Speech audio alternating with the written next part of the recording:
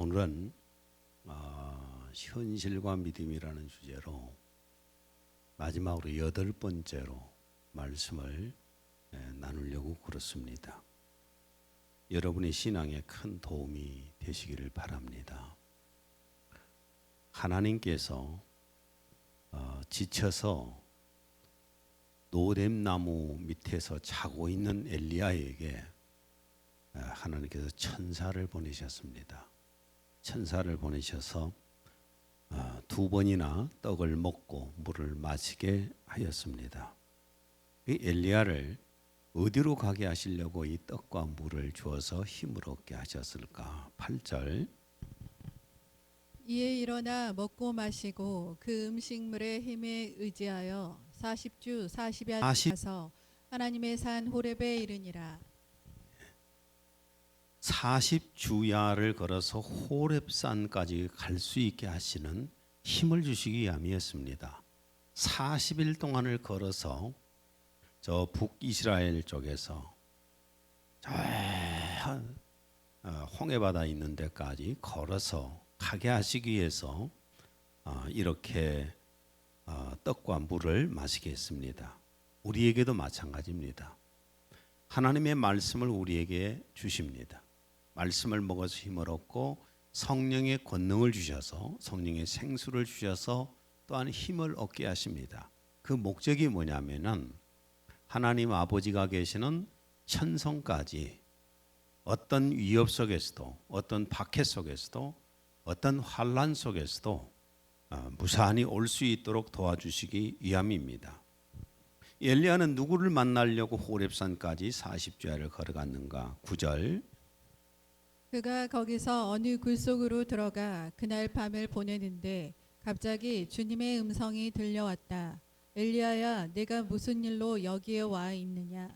호렙산은 모세가 하나님으로부터 사명을 받았던 사명의 산, 영산입니다. 그래서 엘리야를 호렙산까지 오게 하시는 것은 하나님을 만나기 위함이에요. 하나님께서 만나 주시려고. 엘리야는 호렙산에서 하나님을 만나는 과정에 여러 가지 체험을 합니다.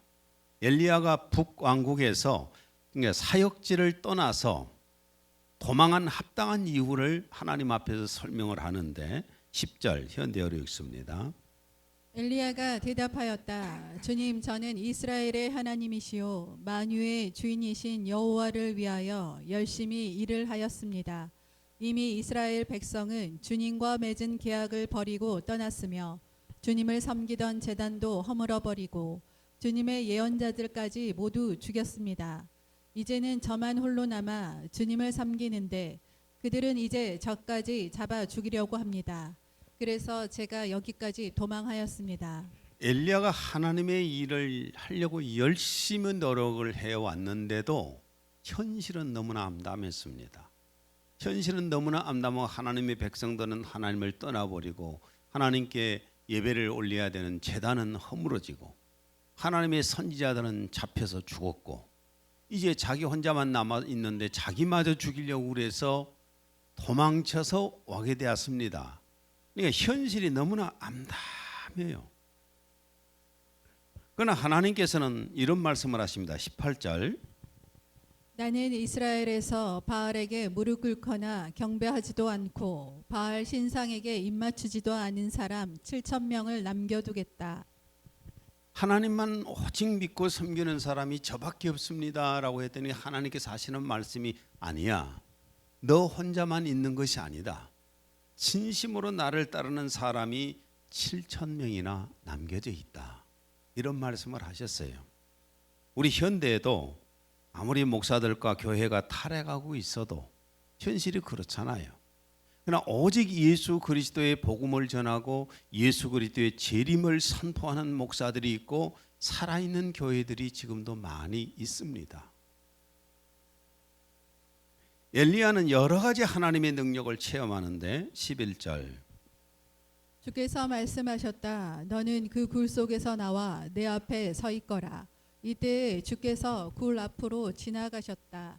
맨 처음에는 강한 폭풍이 불어왔는데 산이 갈라지고 바위돌이 산산조각으로 깨졌다. 하나님의 능력으로 폭풍이 갑자기 일어나게 하셨어요. 11절. 그러나 주께서는 이런 폭풍 속에 계시지 않았다. 폭풍이 가라앉자 지진이 일어났는데 이런 지진 속에도 주님은 계시지 않았다. 엄청나게 무섭게 막 산이 갈라지는 지진이 일어났습니다. 12절. 그 다음에는 불길이 지나갔으나 그 불꽃 속에도 주님은 계시지 않았다. 이런 놀라운 능력들은 하나님께서 살아계신다는 것을 보여주시는 거거든요. 이런 놀라운 능력들을 보는 것은 하나님이 살아계신다는 것을 체험하는 겁니다. 그러나 이런 능력들을 체험하고도 보고도 하나님께로 돌아오는 사람이 그리 많지는 않습니다. 예수님이 쫓아내신 귀신들과 고쳐주신 병자가 얼마나 많습니까? 누가복음 4장 40절에 41절. 해질 무렵에 사람들이 온갖 병자들을 데리고 나아오매 예수께서 일일이 그 위에 손을 얹으사 고치시니 여러 사람에게서 귀신들이 나가며 소리질러 예수님이 오셔서 수많은 귀신들을 쫓아내고 병든 자들을 고쳐주시고 또한 죽은 자 야이로의 딸 금방 죽은 딸도 살려주시고 생에 나가는 나인성 가부의 아들도 살려주시고 썩어서 무덤에 묻혀서 냄새나는 나사로까지도 주님이 살려주셨습니다. 그런데 이런 하나님의 능력을 본 사람들이 다 하나님께 돌아와서 구원받았느냐? 그것은 아닙니다. 예수님이 예루살렘 가시는 길에서 나 환자 10명을 고쳐주십니다. 문둥병자를 10명을 고쳐주셨어요. 그런데 딱 그 가운데 한 명만 주님 앞에 돌아옵니다. 누가복음 17장 17절. 예수께서 대답하여 이르시되 10사람이 다 깨끗함을 받지 아니하였느냐 그 9은 어디 있느냐. 고침을 받고 그 문둥병을 고침받고 하나님의 살아계심을 체험했는데도 예수님을 제대로 믿은 사람은 한 명밖에 없었다는 겁니다.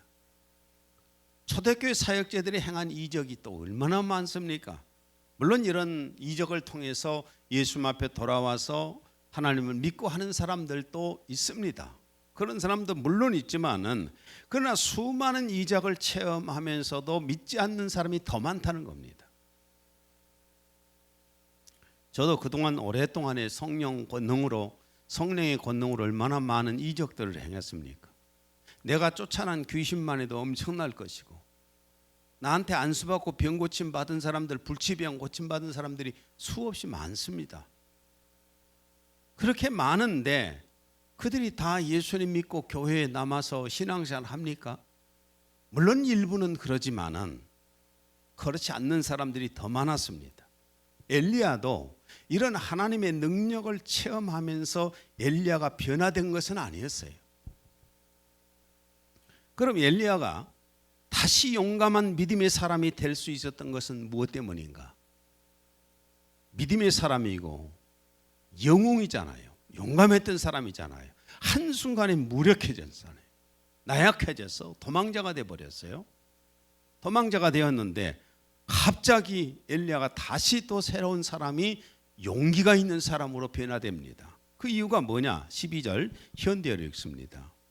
이런 것들이 다 지나간 다음에 엘리야는 고요히 속삭이는 음성을 들었다. 주님으로부터 어떤 음성을 들었어요. 조용한 음성을 들었습니다. 13절 엘리야는 여호와께서 오신 줄을 깨닫고 겉옷으로 얼굴을 가린 다음 굴 속에서 나와 입구에 서 있었다. 이때에 내가 웬일로 여기에 와 있느냐 하는 주님의 음성이 들려왔다. 자, 이 조용한 음성, 고요한 음성, 세미한 음성이 주님의 음성이 어떤 음성이었을까? 무엇을 말씀해 주셨기에 엘리야가 이렇게 변화가 되었을까? 이거 오늘 우리하고 굉장히 교훈되는 내용입니다. 우리에게 엄청나게 적용이 될 수 있는 내용이에요. 15절에 16절 주께서 그에게 말씀하시기를 가라 내 길을 다마스커스의 광야로 돌이키라.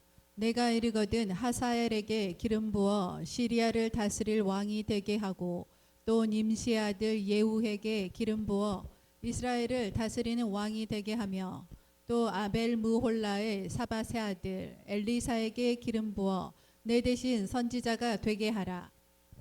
엘리야가 나약한 사람이 된 것 중에 하나가 뭐냐 하면은 사명이 끝났다고 생각해서 그런 겁니다. 이제 갈멜산에서의 그 영적 전투가 끝났고, 그 다음에 갈멜산에서 기도해서 이스라엘에 비가 내리게끔 하는 것으로 자신의 사명이 끝났다고 생각했기 때문에, 사명이 끝났기 때문에 나약해진 겁니다. 그런데 이제 새로운 사명을 지금 받은 거예요. 하나님께서 그를 호렙산까지 부르셔서 여기 주신 세미한 음성 속에 주신 그 사명이 뭐냐면은, 저 지금 시리아 아람에 있는 그곳에 가서 하사엘을 그 나라의 왕으로 기름을 부어 세워라.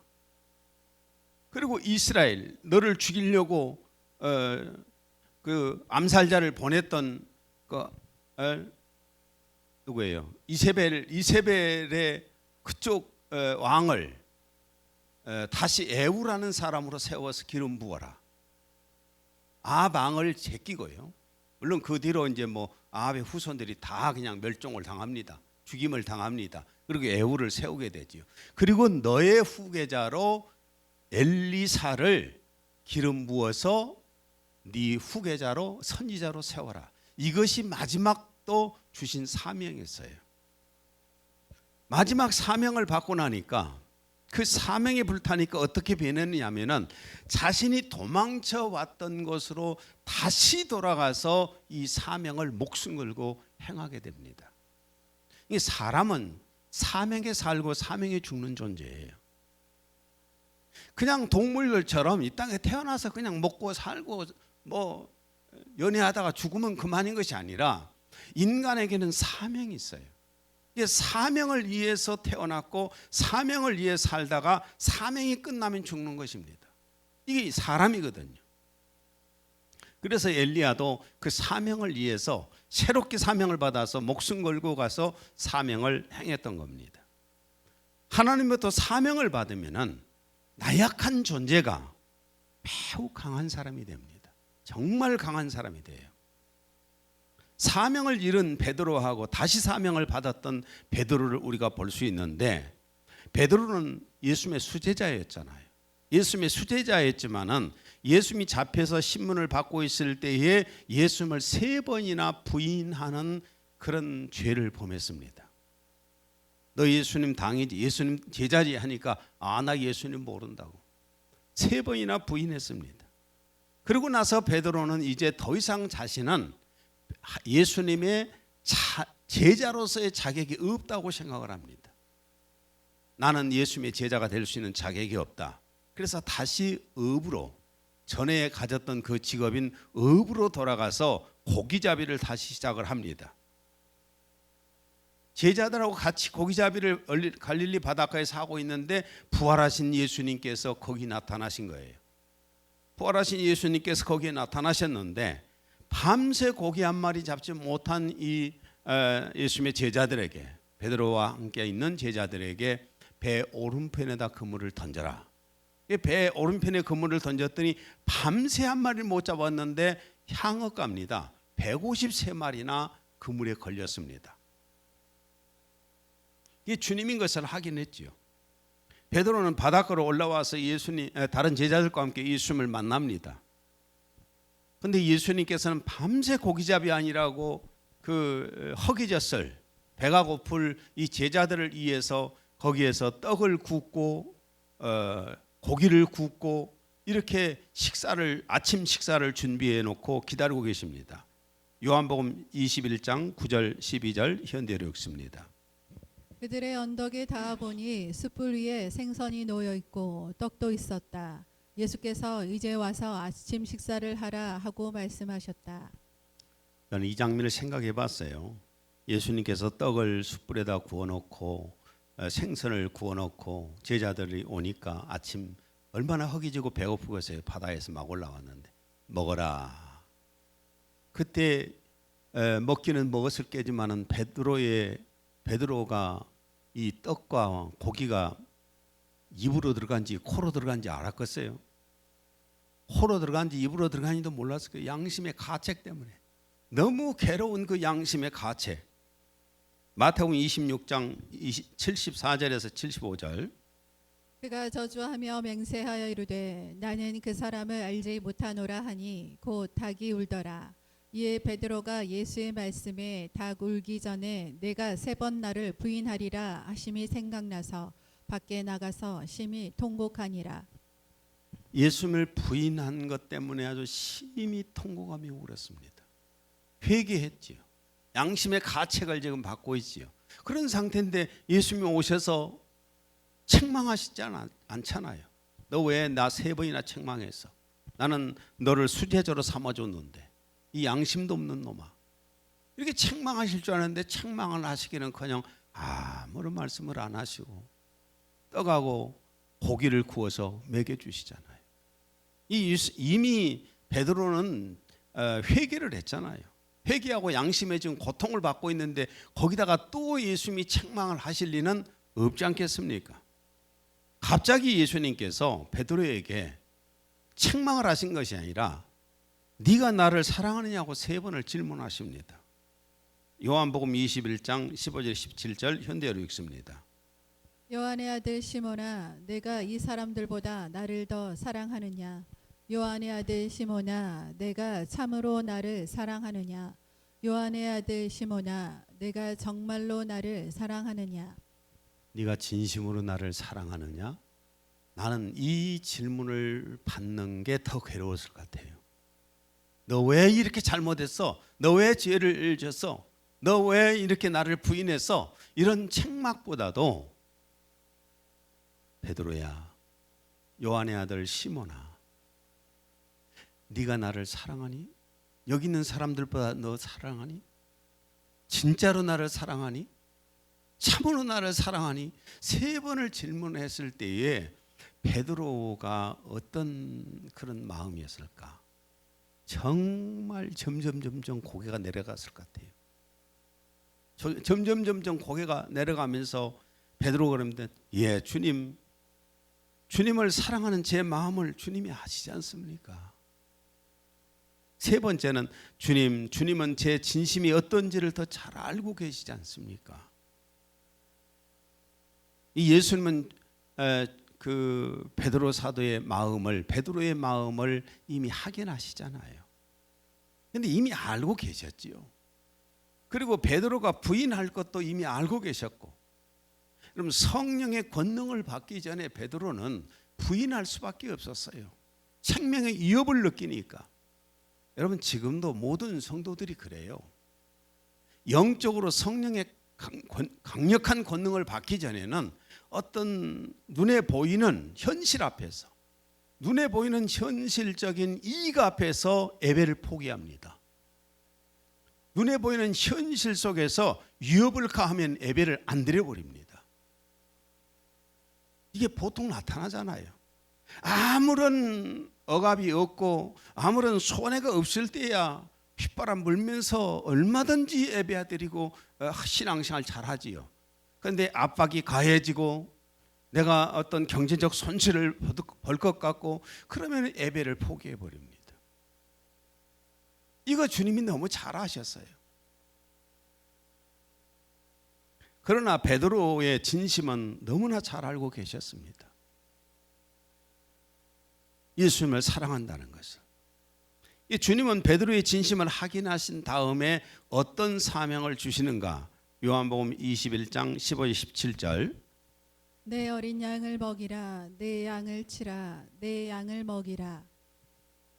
이 사명, 내 어린 양을 먹여라, 내 양을 쳐라, 내 양을 먹여라.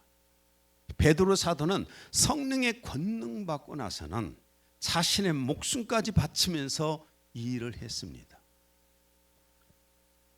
그러니까 사명을 받게 되면은, 성령의 권능과 함께 사명을 받게 되면은 정말 두려움이 없습니다. 무서운 것이 없어요. 사람이 그냥 변해버립니다. 바울 사도라고 불린 그 사도가 사울이라고 불렸었는데, 당시 대제사장의 수하로 그리스도인들을 잡아 죽이고 옥에 가두고 그랬던 사람입니다. 사도행전 8장 3절.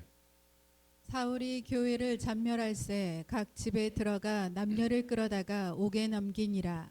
이 사울이 얼마나 잔인하게 교회를 박해하고 크리스찬들을 잡아다가 가두고 죽이고 이런 일들을 했습니까? 사울은 성도들을 모조리 잡아 죽이려고 다메섹으로, 지금 시리아입니다. 다메섹으로, 다마스커스인가요? 다마스커스로 향해서 막 말을 타고 달려갑니다.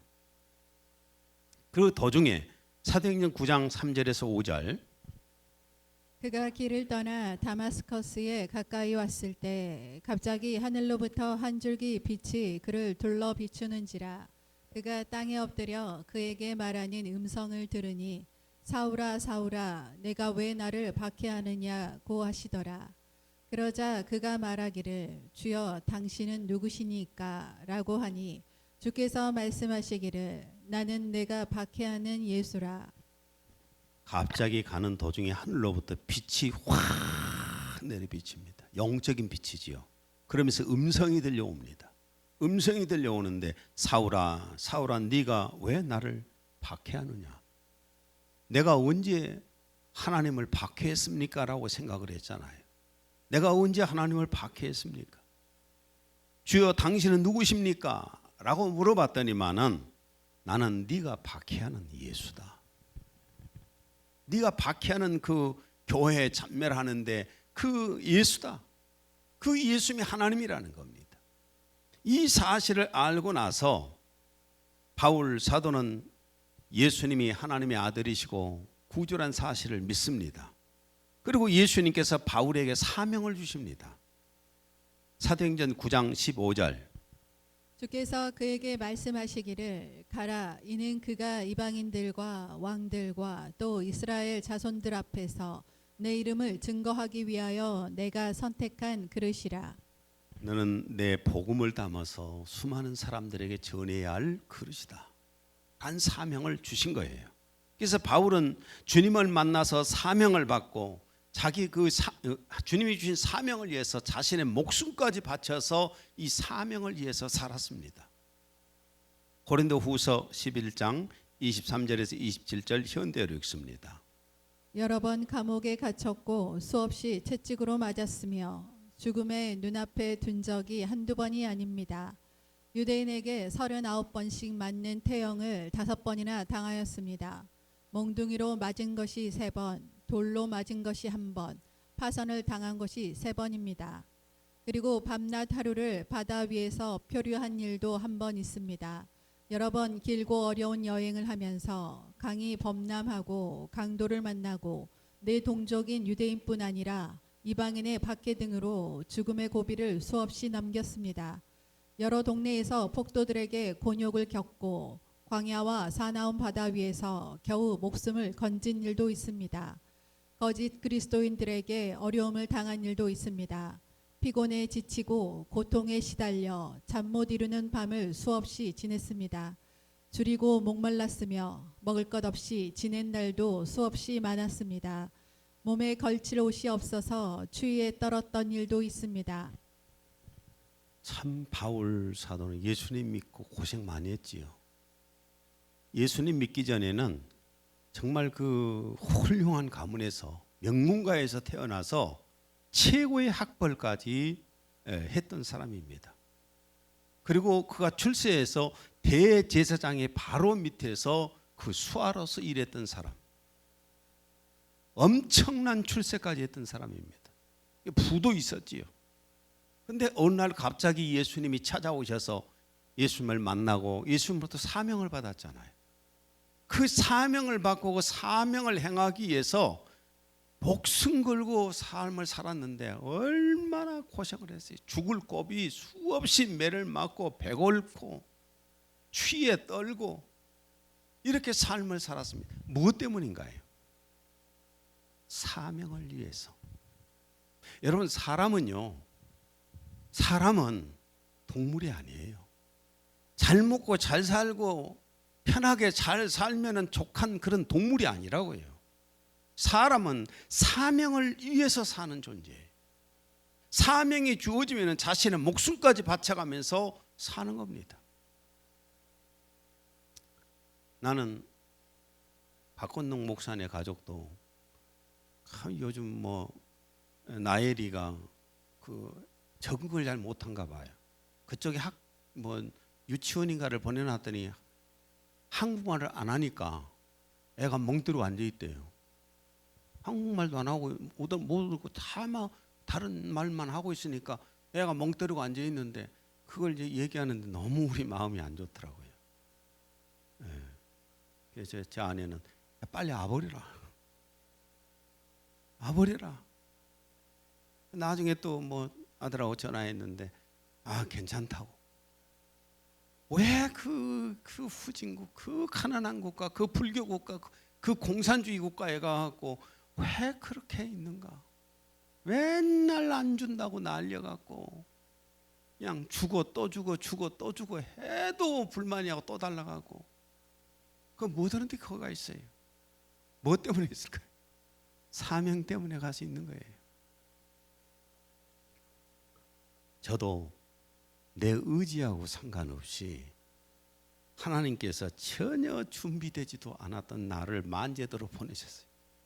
진짜 눈꼽만큼도 생각도 안 해봤기 때문에 이만큼도 준비를 안 했는데 화려한 도시에서 살던 사람을 갑자기 저래고도 만제도로 보내셔갖고 거기서 살게 하시는데 그 주민들도 몇 명 안 되고 어쨌겠어요. 한 3개월 있으니까 미쳐버리더라고요. 그래서 산속에 올라가서 등대 밑에 엎져서 하나님께 계속 기도했어요. 왜 하나님 나를 여기로 보내셨습니까? 도대체 내가 여기서 뭘 하란 말입니까? 뭔 사람이 많이 있어야 전도도 하고 할 일도 있는데 사람도 몇 명 없는데 여기서 내가 뭘 합니까? 마다 내 인생이 쫑났구나. 내가 이게 뭐지? 하고 계속 그런 기도를 하고 있는데 환상 가운데 주님이 만나 주신 거예요. 환상 가운데 주님이 저를 찾아오셔서 큰 성경을 앞에 놓으셨어요. 제가 텐트 치고 있었는 텐트 밖에. 그런데 마태복음 5장을 펼쳐 있는데 13절과 14절이었습니다. 자, 읽습니다. 너희는 세상의 소금이니 소금이 만일 그 맛을 잃으면 무엇으로 짜게 하리요? 후에는 아무 쓸데없어 다만 밖에 버려져 사람에게 밟힐 뿐이니라. 너희는 세상의 빛이라. 너희는 세상의 소금이라. 너희는 세상의 빛이라. 이 말씀을 주셔서 이 말씀이 저의 사명이 되었어요. 사명이 되어서 물론 만제도 안 했어도 할 수 있는 어떤 방법 통해서 해보고 싶어서 열심히 했습니다.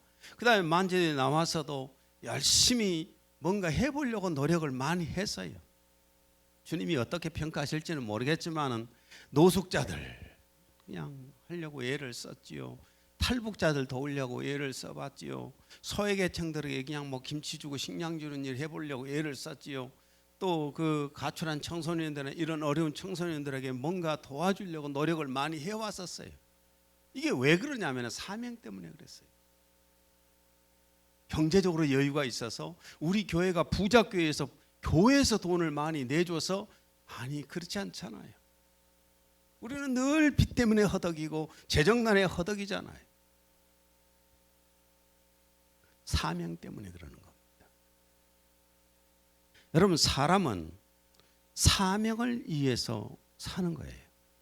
사명을 위해서 사는 사람은 사람이 강합니다. 나는 높은 정치인들도 많이 만났잖아요. 그 높은 권력 자리에 있을 때 사람을 만나면 눈동자가 달라요. 빛이 납니다. 말도 막 얼마나 힘이 있게 막 열심히 하고 막 사명을 얘기해요. 내가 이 지역을 위해서, 내가 어디를 위해서 막 이러는데 어느 날 모든 것을 다 내려놓고 권력의 자리에 내려왔을 때 만나서 보면은 눈동자부터 달라져. 흐리멍청해져. 진짜 그래요. 아무 의미 없으면 뭐 말을 해도 초라하기 그지없어요. 사회에 나가서도 그래요. 열심히 뭔가 사명을 찾아서 그 사명을 위해서 일하는 사람들 보게 되면 눈동자가 빛이 나잖아요. 삶에 힘이 생기잖아요. 할 일이 없는 사람은 어떻게 하겠어요? 무기력해지잖아요. 인터넷에서 새롭게 또 뭔가 각색돼 가지고 나온 얘기가 있어서 봤습니다. 주인의 잔치를 하는데 손님에게 대접할 고기를 찾는데 닭한테 네가 삼계탕으로 대접해라. 그랬더니 닭이 하는 말이 난 매일같이 신선한 알을 낳아서 주인 먹여야 된다고. 사명이 있어요. 이 소에게 물어서 네가 등심으로 손님 좀 대접해라. 난 날마다 일해야 돼. 주인을 위해서. 사명이 있어요. 또 개한테 네가 죽어서 보신탕으로 손님들 좀 대접해라. 잔치상에 올라가라. 그랬더니 개가 하는 말이 나는 주인과 매일 놀아줘야 돼. 재롱 떨고. 그래서 돼지한테 네가 죽어서 삼겹살로 대접해라. 삼겹살로 대접하러 가니까 돼지가 코를 씩씩 불면서 땅을 쳐다보고 한참을 변명을 해보려고 하는데 할 일이 없거든. 사명이 없어. 알았어 라고 죽어줬대. 나는 왜 사는가, 나는 무엇을 위해서 존재하는가를 우리는 알고 살아야 합니다. 여러분, 성도들이 왜 예배를 열심히 안 드린 줄 아십니까? 성도들이 왜 교회를 열심을 내서 나오지 않는 줄 아십니까? 교회 안에서 사명을 찾지 못해서 그래요. 교회 안에서 자기가 해야 할 일을 찾지 못해서 그래요. 그래서 예배에 관심이 없어. 안 나가고 싶어. 아이고, 주일날 아침에 또 주일이요? 아이고, 내 성경 어디 있더라? 찾아도 없어. 아야, 성경 어딨냐? 찾아서 갖다 주면 먼지 그냥 다 털어버리고 그냥 죽지 못해서 나오는 것 같은 나와. 얼마나 재미가 없겠어요. 그런데 교회에 할 일이 있어 보세요. 사명이 있어 보세요. 누가 나오라고 안 해도 열심히 나옵니다. 나는 우리 찬양단들 보면은 아침에 일찍 와서 찬양 연습들 하고 막 찬양하잖아요. 예배 드리려고 막상 찬양을 하려고 보면 몇 명밖에 안 앉아 있어. 겨우 11시 넘으면 이제 한 명씩 또 와. 그것도 11시 10분 넘어서 또 온 사람들도 있고 11시 반 돼갖고 오는 사람들도 있고. 참 찬양하는 사람들 힘 빠지겠어요. 로마서 12장 4절에서 8절을 현대어로 읽습니다. 우리 몸에 많은 지체가 있듯이 그리스도의 몸에도 많은 지체가 있습니다. 우리가 바로 그리스도의 지체들입니다. 그리스도의 몸은 우리 모두가 한데 모일 때 하나의 완전한 몸을 이룹니다. 우리 각 사람이 서로 다른 지체의 기능을 담당하고 있기 때문입니다. 그러므로 우리는 서로가 서로에게 속해 있으며 각 사람은 다른 모든 사람을 필요로 하고 있는 것입니다. 하나님께서는 사람마다 어떤 일이든 한 가지씩은 잘할 수 있는 능력을 주셨습니다. 그러므로 만일 하나님께 예언하는 능력을 받은 사람이 있거든 믿음의 분량대로 예언을 하십시오. 만일 남을 섬기는 은사를 받았거든 성의를 다해 남을 섬기고 남을 가르치는 은사를 받았거든 훌륭하게 가르치십시오. 만일 하나님께서 재물을 주셨거든 다른 사람을 돕는 일에 아까워하지 마십시오. 만일 하나님께서 행정 능력을 주어 다른 사람들의 일을 감독하게 하셨거든 성실하게 그 책임을 다하십시오. 슬픈 자를 위로해야 하는 사람들은 기쁜 마음으로 위로하십시오. 하나님께서 무언가는 주셨어요. 나에게 은사든 재능이든 없는 사람은 없습니다. 다 나름대로 가지고 있는데 그것을 어떤 사람은 그냥 다 썩혀버립니다. 땅속에 묻어놔 버려. 땅속에 묻어놓고 그냥 편안하게 있다가 나는 할 일 없어. 얼마나 안타까운 사람이에요. 여러분, 우리는 크리스찬으로서 교회 밖에서 해야 할 사람들이고 교회 안에서도 사명을 가지고 일해야 할 사람들이에요. 교회 밖에 나가서도 나 할 일 없어. 나 할 일 없다고 이렇게 한 사람들이 많아요. 아니 교회 밖에서도 얼마나 할 일 많아요. 자기 집 앞에 청소라도 좀 해보면 얼마나 좋아요. 봉사하려고 하면 얼마든지 많이 있지 않습니까? 나이가 드신 분들은 논쟁에 가서 봉사할 수도 있는 것이고, 아니 아파트에 사는 분들은 아파트 앞에서 청소를 해보세요. 저 사람 누구요? 사람들이 다 그러지 않겠어요? 직장 생활하는 사람들은 그 직장에서 사명을 가지고 일하지 않습니까? 우리 크리스찬들은 밖에 나가서도 어떤 사명을 찾아서 일을 해야만이 인생이 사는 보람이 있어요. 또 교회 안에서도 내 할 일을 찾아야 돼요. 누가 해라 하면은 그것이 즐겁지는 않아요. 나는 사평에 가갖고도 막 이렇게 삽들고 뭐 하루 이렇게 가는데 아내가 저거 좀 하시오 그러면 참 놔두고 가버려. 하기 싫어. 왜 하려고 내가 가는데 하라 가냐고. 교회에서도 그렇잖아요. 해라가 아니라 스스로 찬양하고 싶으면 찬양단에 들어가서 찬양을 하는 것이고, 청소하고 싶으면 스스로 나와서 청소도 막 열심히 하고, 화장실 청소도 하고, 또 식사 대접 준비하는데 열심히 식사 준비해서 이렇게 먹일 수도 있고. 아침에 오면 할 일이 없다고요? 오늘 아침에도 막 이런 거 아내가 막 이렇게 옮기고 어쩌고 막 하는데 나보다 해주라고 그래서 교회 집사님들 오시면 집사님들보다 하시라고 하라고. 이런 거 하나라도 해줄 수 있지 않을까요? 교회 안에 와서 내가 뭔가를 해야 되겠다라고 생각하고 그걸 사명으로 생각하면은요, 교회에 오는데 재미있어요. 즐거워요. 그것도 없다, 못 하겠다. 교회 예배를 위해서 기도하는 거예요. 30분 전에나 와서 계속 예배를 위해서 기도하잖아요.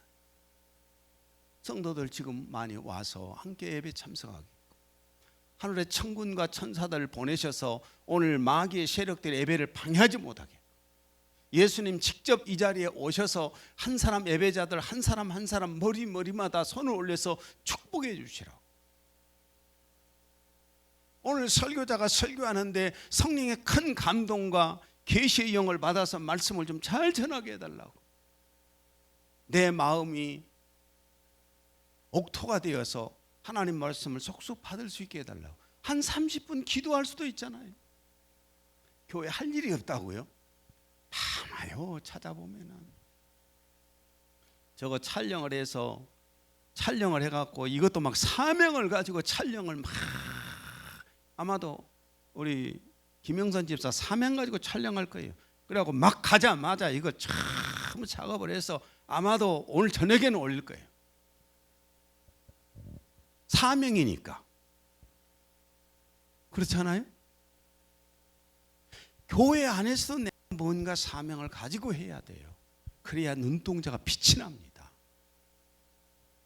오늘부터 내 눈동자가 빛이 나게 하자. 해봅시다. 다음 주부터 눈동자가 흐리멍텅이 갖고 온 사람은 사명을 잃어버린 사람이에요. 그러나 다음 주에 올 때 눈이 빛나가지고 오는 사람은 사명을 가지고 시작하는 사람입니다. 기도합니다. 하나님 아버지, 오늘 엘리야가 지쳐서 노뎀나무 밑에 누워있을 때 하나님께서 떡과 물을 마시게 하셔서 호렙산까지 불러오셨습니다. 그리고 호렙산에서 새로운 사명을 주셨습니다.